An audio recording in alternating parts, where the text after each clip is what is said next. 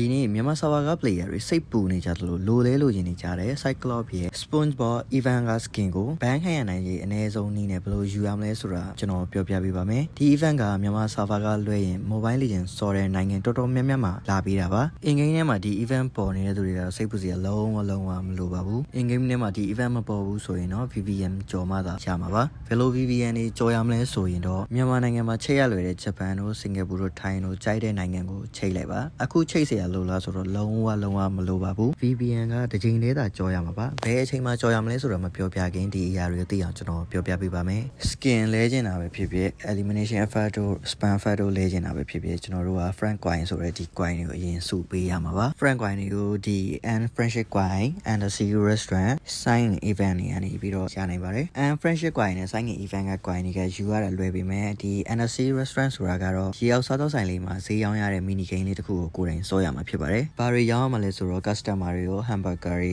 cola တွေ pizza တွေဒီပုံထဲမှာပါတယ်လို့မျိုးအကုန်လုံးရောင်းရပါမယ် friend coin တွေများနဲ့မြင်ရဖို့ဆိုရင်ဒီအစားအစာ6မျိုးစလုံးကိုရအောင်လုပ်ပါ upgrade ability ကနေပြီးတော့ customer waiting time တိုးတာတွေကိုစောတဲ့ drone မှာကြာချိန်တိုးတာတွေ decoration ဆင်ပြီးတော့ပတ်ဆက်ပိုကောက်လို့ရတာတွေဒါမှမဟုတ်ကိုအစားအစာချက်တဲ့အချိန်တွေ short ပေးတာတွေ upgrade လုပ်ပေးပါ marketing promotion ကတော့တစ်နေ့ကိုတစ်ခါပေးပါတယ်တယောက်နဲ့တယောက်မတူတာမလို့ရတဲ့ဥစ္စာကိုဒီတိုင်းပဲထားရင်လည်းထား refer လုပ်ရင်တော့ကိုယ့်ရဲ့ food coin တွေကုန်မှာဖြစ်ပါတယ် food coin တွေကဘယ်လိုရလဲဆိုတော့ဒီအစားအစာရောင်းတဲ့ round တိုင်းမှာရပါတယ်ဒီလိုမျိုးရေအောက်ကပါမှာအစားအစာတွေရောင်းရဖို့တစ်နေ့ကို gain တက်ပွဲပဲပုံမှန်စော်ပေးလိုက်ရုံနဲ့ရပါတယ်ဒီလိုအရာတွေလုပ်ပြီးတော့ friendship coin တွေများစုထားပေးပါ Cyclops ရဲ့ SpongeBob skin က December 9 ရက်နေ့မှာလဲလို့ရမှာပါအဲ့ဒီနေ့ကျမှဘယ်လောက် coin နဲ့လဲရမလဲဆိုတာသိရမှာဖြစ်လို့ကိုက coin တွေရသမျှများစုထားပေးပါ SpongeBob skin ပဲလဲမဲ့သူက coin ပြည့်တာနဲ့ VPN ကြော်ပြီးတော့ဝင်လဲလိုက်ပါအဲ့လိုမဟုတ်ပဲ skin ကို elimination effect ကို spam effect ကိုလဲကျင်တဲ့သူတွေက၃မျိုးစလုံးရဲ့ကုန်ကြမဲ့ coin ပမာဏပြည့်ပြီဆိုမှ VPN ကြော်ပြီးတော့တစ်ခါတည်းဝင်လဲလိုက်ပါဒီနီလန်က VPN တစ်ခါပဲကြော်ရမှာဖြစ်တဲ့အတွက်ဘန်ခံရနိုင်ကြီးအနည်းဆုံးနီလန်ဖြစ်ပါတယ် VPN တစ်ခါကြော်လို့ဘန်ခံရမှာကြောက်တဲ့သူတွေကတော့ဒီ skin ကိုမယူဘဲနဲ့နေလို့ရပါတယ်ဒီ skin ပဲလိုချင်တဲ့ VPN တစ်ခါတော့ကြော်ပြီးတော့ဝင်ယူပြစ်မယ်ဆိုတဲ့သူတွေကတော့ဒီနီလန်သုံးပြီးတော့ယူလို့ရပါတယ်ဒီဗီဒီယိုလေးကဒီလောက်ပါပဲနောက်ထပ်သိချင်တာတွေရှိလို့ရှိရင်လည်းနောက်ဗီဒီယိုလေးမှာကျွန်တော်ပြောပြပေးပါမယ်အားလုံးပဲ bye bye